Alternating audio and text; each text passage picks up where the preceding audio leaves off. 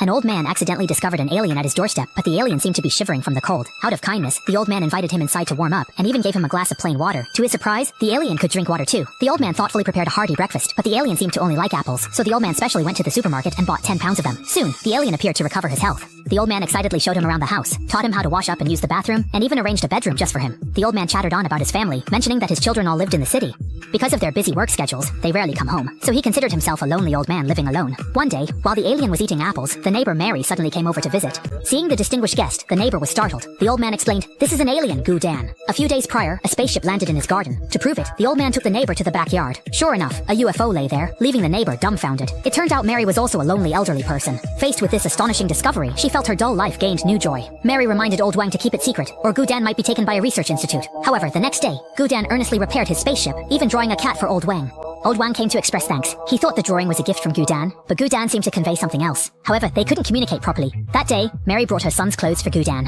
Soon, the two elderly people and the alien became friends who could talk about anything. But that night, another unexpected event occurred. Neighbor Joey noticed something unusual at Old Wang's house. Soon, the doorbell rang, and the secret could no longer be kept. Fortunately, Joey was also an elderly person living alone, and he became extremely interested. This was a bright spot in his dull old age. Joey swore he would keep the secret and wouldn't tell anyone. At this moment, Gudan took out another drawing. This time, there were 7 cats drawn on the paper. The 3 elderly people began to brainstorm. Gudan must be trying to convey some kind of message. As the saying goes, 3 heads are better than 1. Soon, the 3 of them came to a conclusion. Gudan might want to have 7 cats. The next day, they found a dead cat at the door. Judging from Gudan's expression, it seemed like he had picked it up from the roadside. At this point, Gudan handed over another drawing.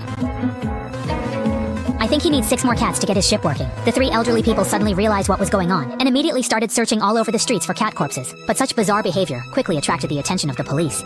The way they were acting, it looked like they were searching for something, but the elderly people didn't notice that the police were following behind, carefully collecting the cat corpses along the way. The 2 police officers were completely baffled, thinking they had run into 2 crazy old folks. Soon, the 2 officers came knocking at their door, but luckily Gudan ran fast, so the police didn't notice anything suspicious. Before long, all 7 cat corpses had been collected. Then, someone took out a mysterious silver cloth and covered them. Under the skeptical gazes of everyone, the corpses beneath the silver cloth actually started to move, continuously merging toward the center, and finally condensed into a sparkling ruby. It turned out this was the power source the spaceship needed. When the ruby was carefully placed into the power chamber, the spaceship immediately lit up with a white glow, began to spin, and in the next second it lifted off and hovered in midair.